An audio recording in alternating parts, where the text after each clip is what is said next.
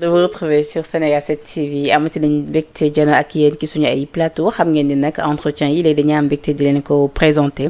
waaye également saa su ne su ko actualité bi laajee ñu am kuñ fi dalal comme profil waxtaan ak moom ci ponk yu bëri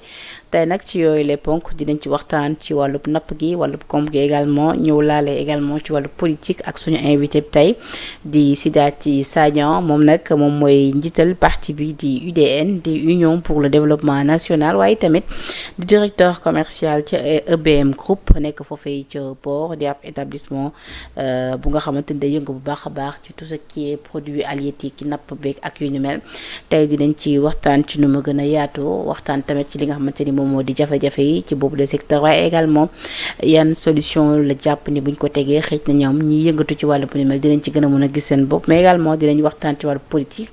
ndax moom parti mu ngi ci biir APR ndax également dañu fas yéene dem ci yeneen parti lépp en tout cas dina nag nekk ci ponk yi ne waxtaane tey ci bi lépp jotaay am nañ mbégte lool di la fi recevoir monsieur Sagnan maa ngi lay nuyu di la bàyyi nga nuyoo. maa ngi leen di nuyu aussi di nuyu ñëpp ñu ma fi fekk. di kontaan ci invitation bi. c'est une première ma ñëw fi Sénégal parce que je vous suis souvent. waaw vraiment bu fi di gëj c'est non du ma fi gëj. man kay puisque ñëw naa ba fekk la fi. donc yàggoon naa bëgg a vraiment ñëw fii. mais yàlla tey la ko dogal. je pense que dootuma fi gëj. dinaa fi ñëw de temps en temps. parce que j'apprécie vraiment Sénégal 7. merci beaucoup Sénégal 7 sa kër la te ñun comme on dit tout le temps rek ubbi nañ suñu buntu ñëpp. secteur bu nekk tamit dinañ ci waxtaan. pour le bien des Sénégalais parce que souvent du politique képp moom moo soxal nit yi te yéen ñi di def politique tamit dafa am yeneen activités yu nga xamante ne en parallèle da ngeen koy am. on ci baax tamit des fois bu ñu leen dalalee fii ñu laal ci ponk yooyu yëpp mais d'abord bëgg naa am sa gis-gis ci nu mu gën a yaatoo ci li nga xamante ni moom moo di actualité politique bi ak it création de parti US yi rawatina kiiraay bi nga xamante ni dirigé par le président Bassirou Diomaye Diakhar Faye ñu taxawal ko niki ci week-end bi. Bon, actuellement, l'actualité politique est très tendue entre vraiment le président de la République, Bassirou Diomaye Faye, et le parti PASTEF. Bon, vraiment, le président aussi a pris ses responsabilités pour pouvoir vraiment s'écarter définitivement de PASTEF en créant un parti, tout déco Kiraay. Donc loolu je pense que lu war la parce que un président qui a un exercice doit normalement être autonome am parti am te aussi di dëgmal ci position bu mu nekkee amul majorité parlementaire loolu yëpp ko création parti bi ça lui permettra d'avoir une base solide, de tester la base et de travailler beaucoup même pour vraiment suñu dëgmal ay élections législatives mu mën a au moins en majorité parce que di nekk un président en exercice ba pare amoo majorité je pense que ça affaiblit sur beaucoup de choses tu ne seras pas encore à l'aise pour la gouvernance sur beaucoup de choses les lois tout ça donc majorité bi da cee am solo lool. est-ce que loolu dafay da nga bëgg wax foofu importance bi président war a am ci am parti boo xam mu koy porter mooy porter ses politiques su ko defee mu mën a peut-être am plus ay nitam ci yenn instance yi. ci tànk boobu la nekk te xam na ne ci position. même su fekkee ne am na ñu jàpp ni c'est pas fait que c'était pas le moment de créer ay parti yooyu parce que dafa am ay priorité. je pense ay priorité ñu ngi ci mais nag ci contexte bu mu toll je pense que warul xaar. Parce que je sais qu'actuellement, les ménages souffrent, il y a des priorités, il y a des urgences actuellement au niveau du Sénégal. L'économie c'est complètement détériorée et puis au fur et à mesure, l'économie s'effondre. Donc normalement, il y a des priorités. Mais aussi, moom am na urgence pour son confort au niveau de sa gouvernance. Pourquoi? Parce qu'il est en face d'un parti PASTEF qui bouscule chaque jour. Donc le président aussi je pense que priorité yooyu noonu yoo xamante population moom lay xaar dina ko boole ak parti am jéem a xool aussi nu muy taxawee pour au moins faire face à cette bataille politique. mais ndax kiiraay bi xaaree woon nga ko ni annonce bi en grande pompe fu mu ne nii moom dafa mel ni am ngeen ay concurrents de taille yéen ñi waa APR. oui APR c'est benn parti bu am base la yàgg am base malgré perte nañ pouvoir bi de perte parce que le président il s'est pas présenté dafa respecter lu mu waxoon. que ne su defee 2 mandats dina dem. mais dinaa ne APR actuellement c'est benn parti boo xamante ne il est inébranlable kenn mënu ko jaaxal parce que pourquoi ancrage bu mu amoon. ba léegi je pense que moo ngi ci parce que soo gisee ma wax ko parce que l'arrivée du président Macky Sall wone na ne cofeel bu sénégalais am ci Macky Sall moo ngi ci ba léegi. mu ngi ci bi léegi loolu tiital na les partis fi nekk Pastef aussi ça donné ça jàngat na yu bari indi na jàngat yu bari ci sa présence ici au Sénégal parce que vraiment l'accueil a été vraiment grandiose. nit ñi jóg xaaroon nga accueil bi. ah xaaroon nga ko. accueil bi bettu ma woon xamoon naa ne les promesses préélectorales de Pastef yu ñu kii woon ba xale yi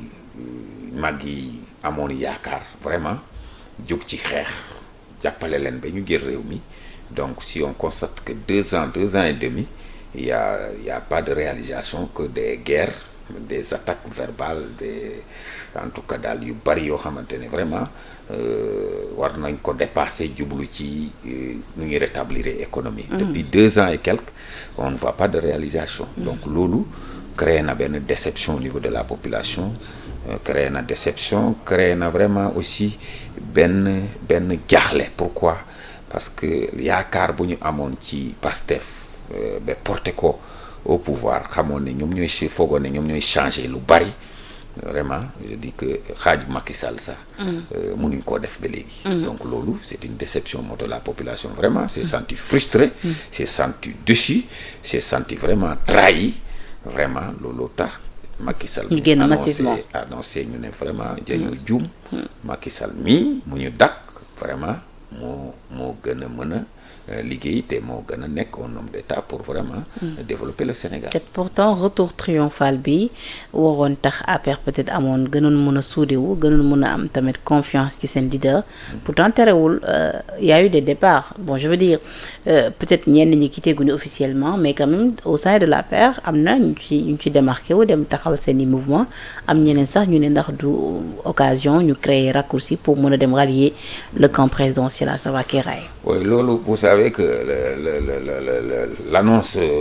de la candidature de Macky Sall au niveau des Nations Unies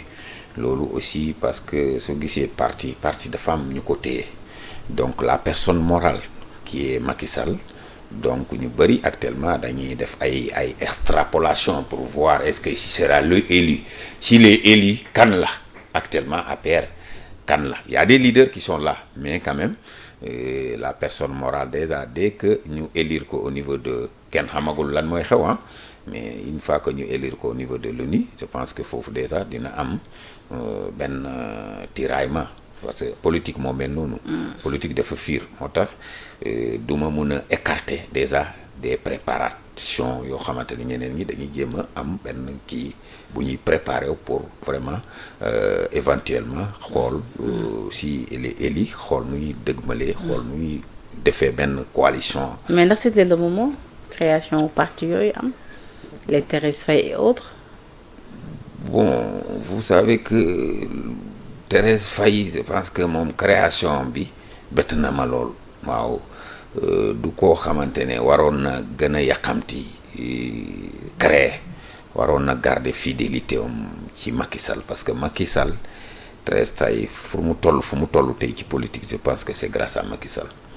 Sall moo ko tette ba mu toll fii donc waroon na mën a je pense que c'est très prématuré pour lui déjà mu fësal parti am bu mu ko fësalee man je pense que c'est prématuré warul loon demee noonu waroon nañ mën a gën a suudewu xool ndànk-ndànk ba xool yëf yi fu muy mujj par rapport à l'élection du président Macky Sall au niveau de l'ONU donc loolu su demee ba am nag ku nekk nag soo wóolul beneen njiit war ngaa mën a taawal sa bopp donc je pense que loolu waroon na koo def mais je pense que elle a fait précipitamment je sais pas lan moo ko waral c'est des calculs politiques waaw xaw ma nag lan moo ko waral mais ndax yéen UDN xel mën na nangu ngeen dund ba dem fekk ji le camp présidentiel à savoir Kiraay. ñun UDN on a vraiment tenu une réunion le 10 mars ba le passé au niveau des Parcelles Assainies vraiment ce qu'on a vu que actuellement les devants que en tout cas tànk yu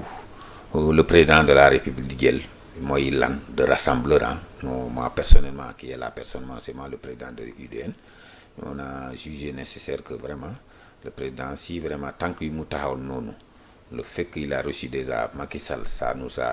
a gagné notre sympathie gagné nañ suñ sympathie te vraiment gis nañ ne bëgg na rassembler les Sénégalais bëgg na aussi vraiment consolider les forces vives yoo xamante ne war nañ mën a rétablir war nañ mën a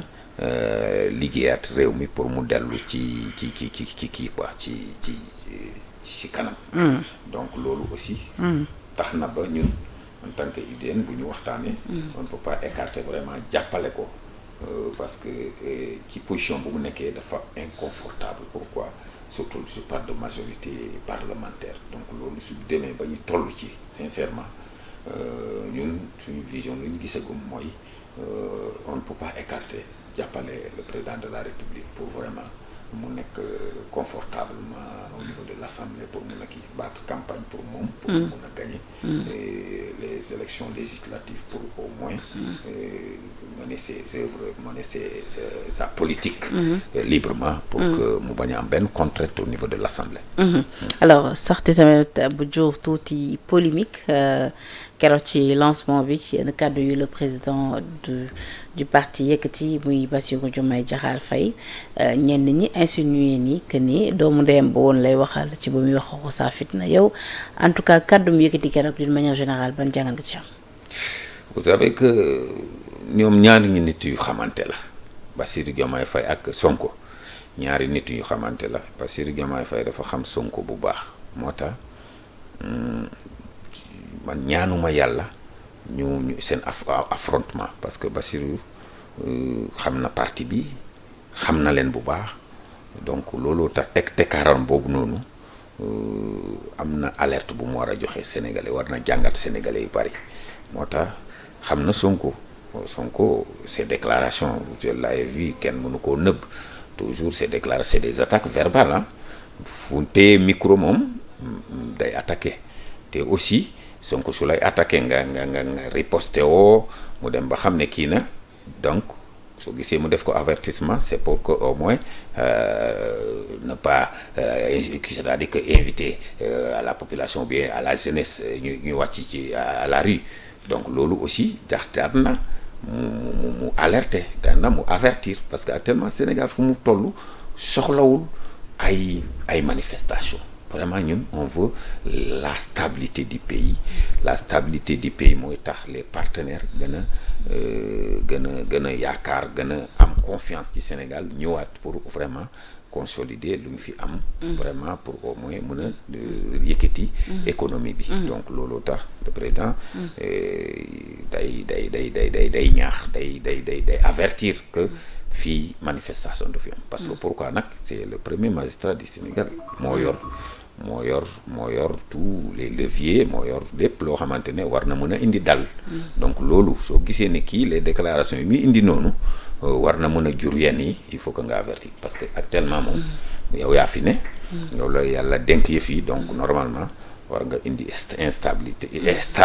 pays wala stabilité donc soo gisee koo xamante ne lu muy ngun noonu war na mën a indi instabilité donc war nga koo ne na dal parce que soxlawuñu loolu yow daal jàngat boobu nga ci am mais noo jàngatee tamit ci wàll gi tey dogal bi nga xamante ni déggee nañ ko en tout cas mu jógee ci le député Amadou Ba xam nga parti Kiraay moom ñu ko composé ñu bëri ay maire lañ donc nee na tamit assemblée dañ fa bëgg voter li nga xamante dina tax daal maire bu am mandat boo jógee dem ca beneen parti bu nga xam jox la mandat bi da ngay perdre sa mandat. loolu ko Amadou Ba député. non vous savez que Amadou Ba moom musul indi benn article bu baax musul proposer lépp lu muy proposer man xaw ma fu mu koy jëlee ñooñu moom man je ne peux pas prendre en compte seen kii parce que ñoom toujours. mais dafa yomb trop aussi tamit souvent benn maire parti wala coalition porté la nga dem ba mu neex la nga transhumé. vous savez que en politique moom kenn moomul kenn de. même suñu la porté tey nga dem ba gisatoo ne ñii fu ñu jëm baaxut. wala loolu du trahir quelque part le peuple qui t'a c'est qu'en politique moom élu képp kuy sachant que ni ñoom peut-être dañ la votel ci basé wu ci parti bi nga xam moo la porté wala la politique est faite avec des trahisons politique moom bul nekk ki may àndal nii suñu demee ba yàgg du dellu bàyyi ma continuer politique moom loolu moo ànd politique ce n'est que des intérêts donc loolu ku tegul loolu sa bopp xam ne kii tey ku ma nekkal di jàppante nii loxo ñuy demandoo bu subaa war nañ am ay divergence donc divergence yi su amee mënatu ñoo ànd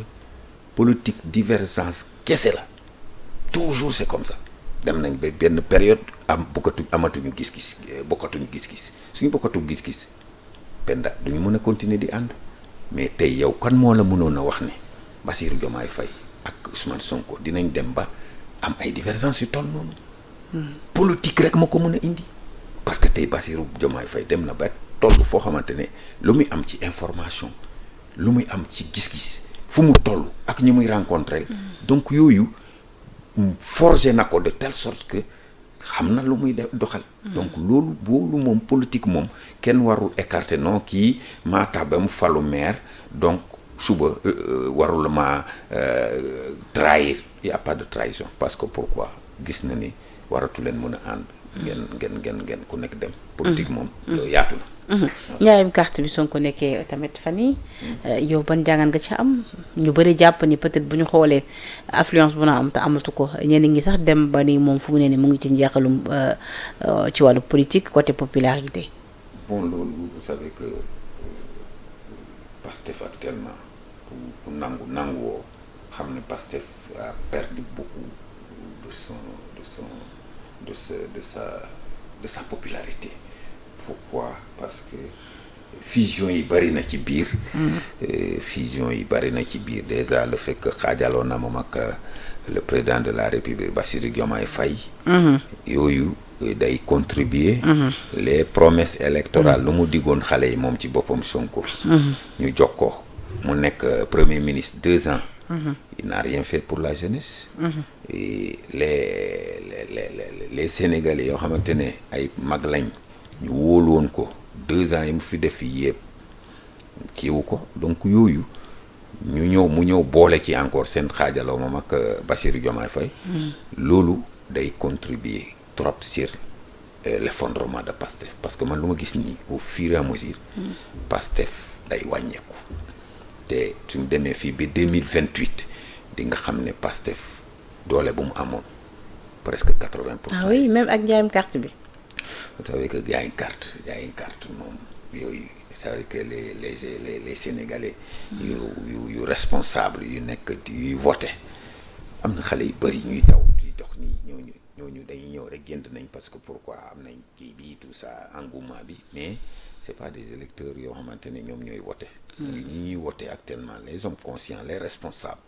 sama classe gi yor ay société di koy diriger ñu gis Sonko lu mu promettre ñëw ba période bii nii gisuñ ci vraiment ci benn anam boo xamante ni dans tous les secteurs à terre donc je pense que ñun xam nga ne duñu aventurer wu di diggal kenn parce que ñun aussi am nañ mbooloo bu nekk suñu ginnaaw boo xamante ne am nañ ay consignes de vote fii ba suñu village fu ñuy dëkk donc yooyu yëpp dinañ leen ne gis ngeen parce que man avant ñoom ñu accéder au pouvoir j'ai essayé de faire campagne pour Amadou Ba parce que Macky Sall nous avait demandé de soutenir Amadou Ba gis nga village bu ma dëkkoon c'est à Balengor man foofu la cosaano mais je suis né à Fatick mes parents sont à Fatick mais foofu am naa fa yu ma fa def yoo xamante ne teranga yu bari yoo xamante ne parce que pourquoi yàlla am na fu muy teg ay nit yenn ay mën a jàppale village bi mais bu njëkk ba consigne de vote dam su ma ko joxee dañ koy déglu mais avec l'avènement de Pastef bu ñu ñëwee j'ai appelé le chef de village waxtaan ak moom mu ne ma wax dëgg yàlla consigne de vote bii moom wax dëgg yàlla boobu moom dig ñu ko baal ñun daal fu mu ne nii le village unanimement su Pastef la ñuy kii quoi ma ne leen ba mais naa leen ko nañ dem ba ci kanam dinañ gis aussi les résultats mais maintenant c'est lui-même qui m'a rappelé pour me dire que vraiment ñun ñoo ngi am déception xale yi am nañ déception alors ci secteur maritime bi laa bëgg ñu dugg tuuti wax ci napp gi ak yenn ci jafe-jafe yi mais d'abord noo jàngatee sortie quand même à polémique bi sa ministre de tutelle amoon fan yi passé di Ami Mara ci boobu tey Touba yu bëri lynché ko tamit sur les réseaux sociaux ni déggul tubaab mënul wax ak yu ne mel ban jàngat nga ci am. Bon, vous savez que sortie bu am polémique bu ministre bi bon man déglu naa ko bon mun naa ko tuddee lapsus mais aussi répétition bi moo ci xawoon a kii mais aussi vous savez que la personne parfois am na fem fu muy toll doo xam ci ban état la nekkee mais je sais que du loo xamante ne munu ko woon làkk normalement man lu ma gis xam naa ne peut-être ci environnement ou bien mu nekkoon ci benn période de stress beneen boo xamante ne au moins mu nekk di waxte prêter attention que ne y a des fautes mais je peux pas dire que vraiment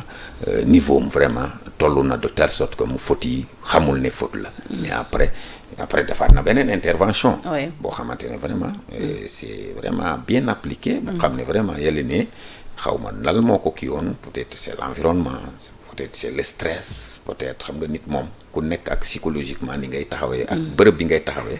mën ngaa nekk di wax ndekete yaa ngi def ay kii yoo xamante ne te doo ci rendre compte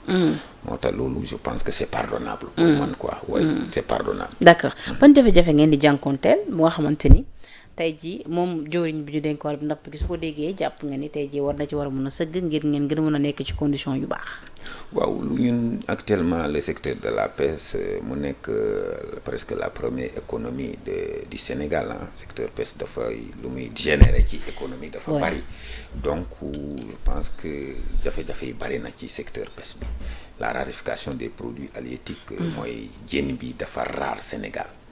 te vraiment warul rare parce que ñun am nañ géej gi Sénégal musuloon manqué jën comme ça mais maintenant on a constaté que le poisson s'est raréfié de telle sorte que parce que pourquoi la mer a été mal protégée. Ça a été mal protégé. Pourquoi? Parce que les pêcheurs utilisaient des filets de pêche yoo xamante ne c'est pas réglementé parce que moi qui vous parle moi je suis technicien de pêche de formation. Donc filet de pêche yi aussi war nañ ko mën a respecter pour la maille des filets de pêche toll foo xamante ne jën yu sew yi nga mën a continuer dund yu mag yi nga mën a jàpp mais nag soo ko serré de telle sorte que la maille n'est pas respectée bu sew yi yëpp nga koy ramasser loolu ça peut piller les ressources halieutiques. Donc yooyu je pense que ça a beaucoup contribué pour la raréfaction parce que jën aussi s'il se sent menacé muy jur nga koy yóbbu di yóbbu ay kiyom finalement day naviguer parce que c'est des espèces navigateurs dañuy naviguer dem dugg vers la Mauritanie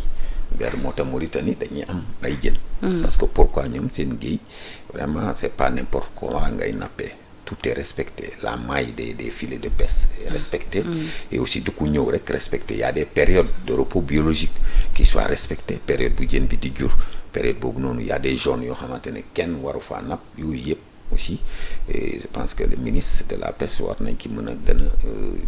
taxaw war gën ci mën a accentuer pour au moins protéger les ressources parce que ressource bu nekk moom dañ ko war a protéger et mu sentir en sécurité là où il évolue donc yooyu yëpp daf cee bokk mais on voit que des changements yoo xamante ne gis nañ ko parce que y a un nouveau directeur boo xamante ne directeur de la pêche industrielle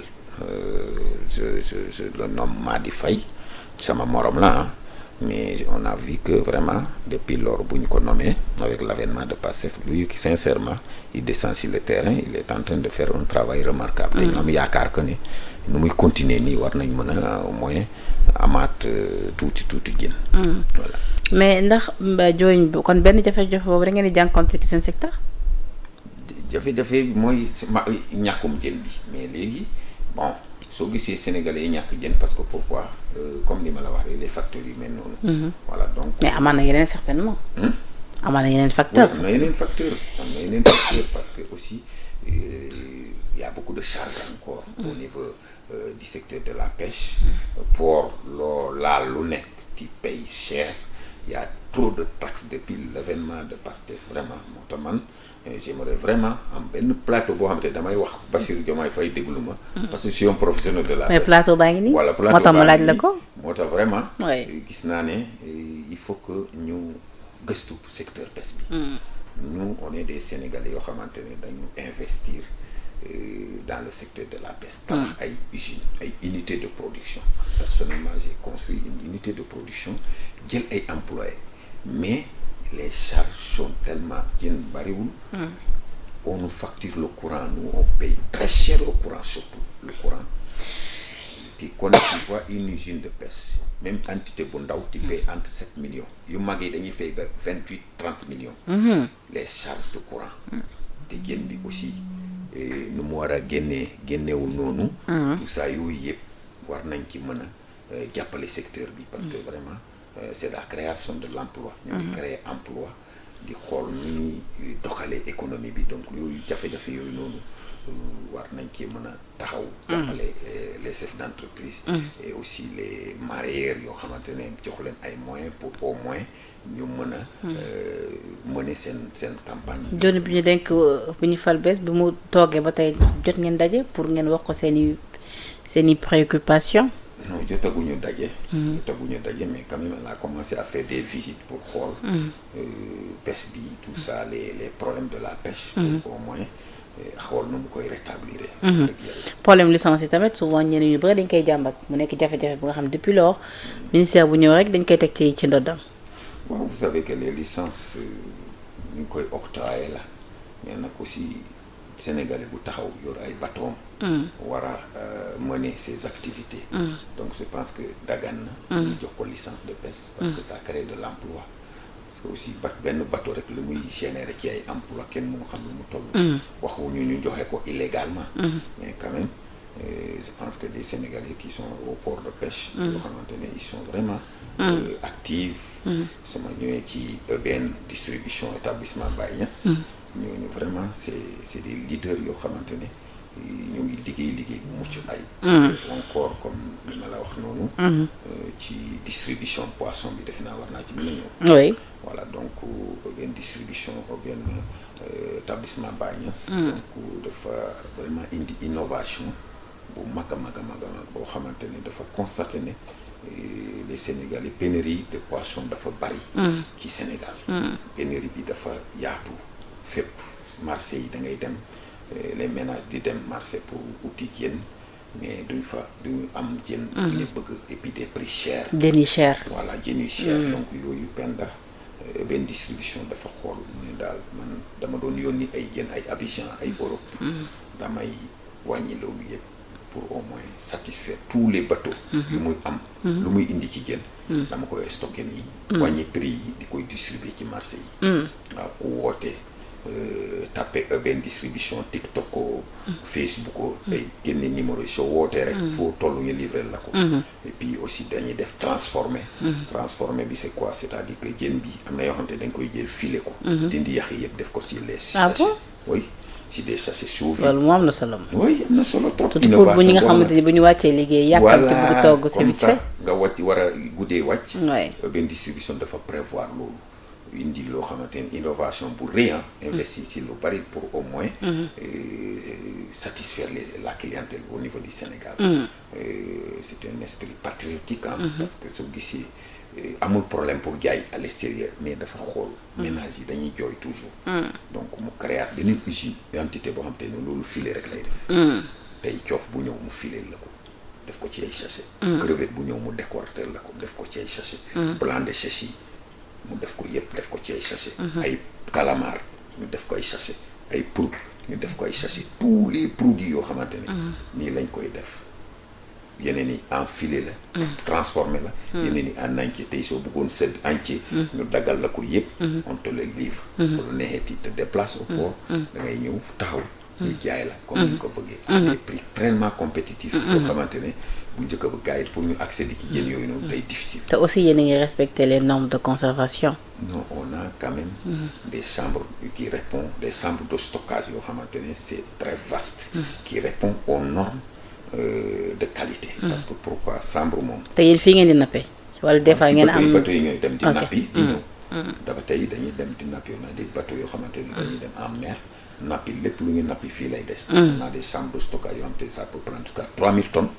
donc yoo xamante ne fa la ñuy stocké di ravitailler jusqu'à Kaolack fu nekk fu jën ko soxla donc dañuy màggal gi ñu nekk nii moom Touba xanaa yéen a ngi fay ravitailler voilà fu mu ne nii Touba on a rassuré même je rassure le ministre parce que keroog avec sa déclaration jaaxle na xam naa ne déclaration bu am jaaxle parce que pourquoi xam na ne génn mu manqué ni avec magal bi mais benn distribution da koy rassurer que ne vraiment dina assurer la distribution avant le magal, après le magal et le moment du magal et après le magal et continuellement on est prêt, suffisamment prêt. La logistique est là,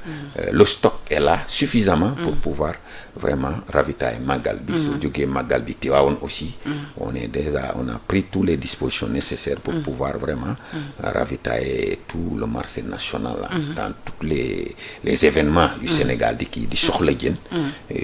Sénégal Urban Distribution, groupe vraiment établissement Baye Niass pare na pour vraiment satisfaire Sénégalais loolu te d'ailleurs mu wàññi l'exportation. Parce que pourquoi c'est une innovation boo xamante ne da koo def pour aider Sénégalais yi. Parce que koo xamante amul problème pour jaay ci biti. mu toog ba yàgg mu ne Sénégalais yi ni muy ñàkkee jën dañuy dem di jooy ci marché yi les ménages tout ça pour ñu accéder ci jën bu baax bi. yaax on a tout ce qu'il faut. yaax sëdd beurre yëpp jën yëpp dorade bu mag bi lépp à bon prix. foo woote on te les livre. bu bëgg a ñëw da ngay ñëw ba biir port. et puis l'accès est facile. foo ne Urban Distribution on te donne une carte au niveau de la porte. da ngay dugg jënd li ngay jënd. donc loolu innovation boobu lañ bëgg a xamal Sénégalais yi. pour ñu xam ne loolu amuloon bu njëkk ba. mais Urban Distribution da ko fa def ay sacrifices yu bari. pour vraiment satisfaire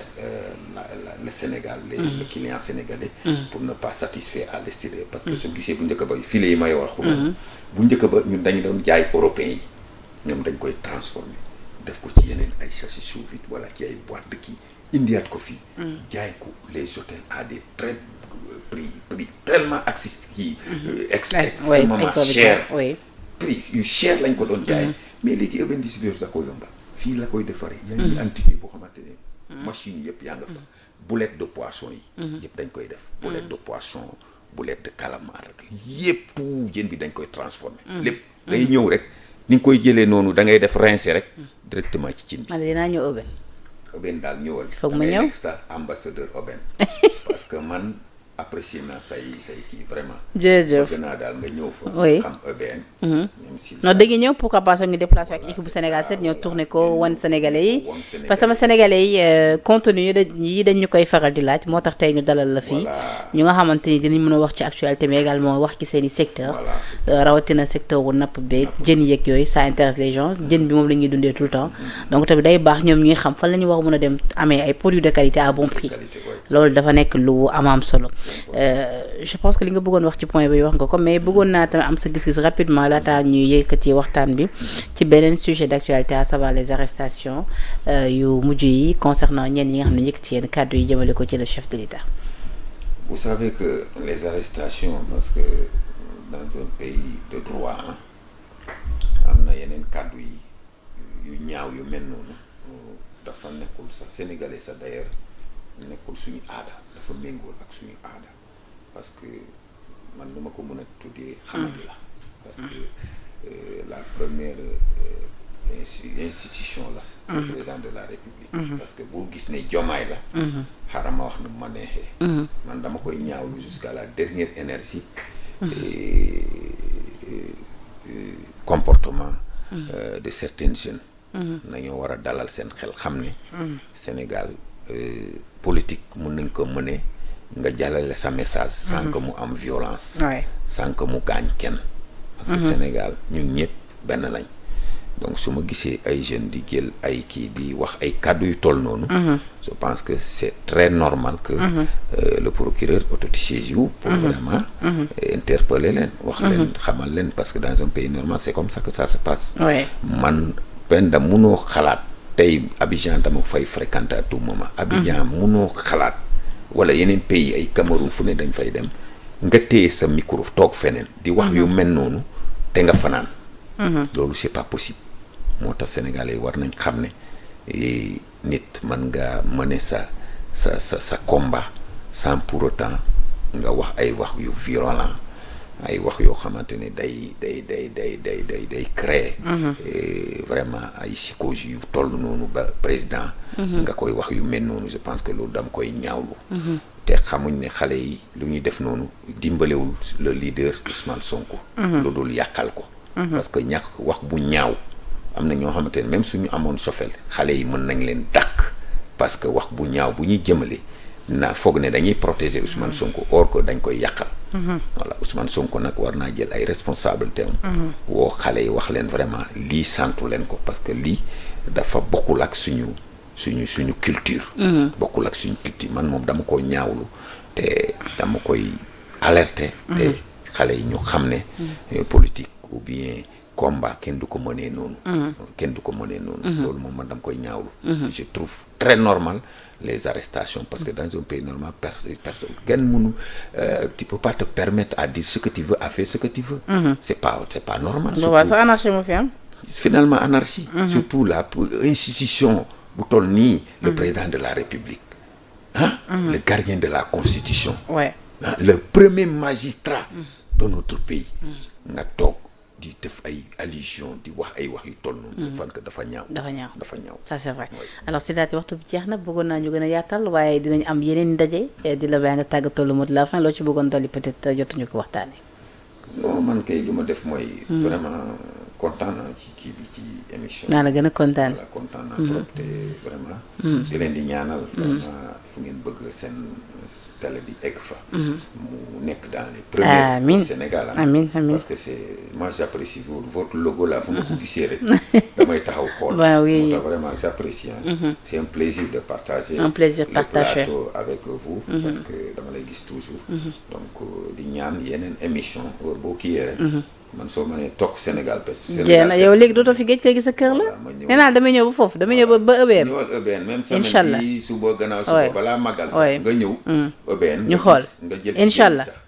nga jël si waaw yéen ñi dem. am naa fi jën. yow ñëwal rek. jéem EBN moom sa kër la soo ñëwee daal le PDG ak man dinañ toog waxtaanee yow. incha allah nga mën a wéyal yeneen. non dinañ ñëw avec une équipe incha allah. voilà ñëw filmer ko parce que loolu la ñuy xaar ci doomu réew mi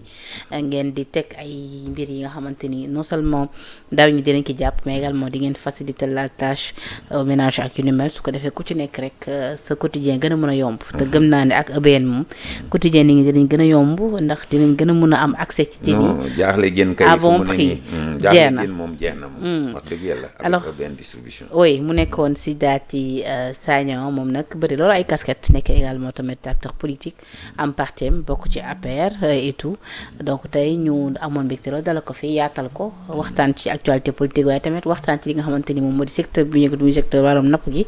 am ci gis-gisam ci nu mu gën a yaatu waaye également mu jëmbal fi yenn yu mu jàpp ni solution yooyee bu ko jëriñ bi nekk wàllum napp bi déggee xëj na lu ni mel mun na contribuer à ce que ñu gën a yëkkati boobu le secteur ñu koy remercier bu baax a baax si wuy si bu muy suñu invitation di remercier tuuti mee nga moo nekkoon à la régie la rédaction de Sénégal 7 jërë ngeen jëf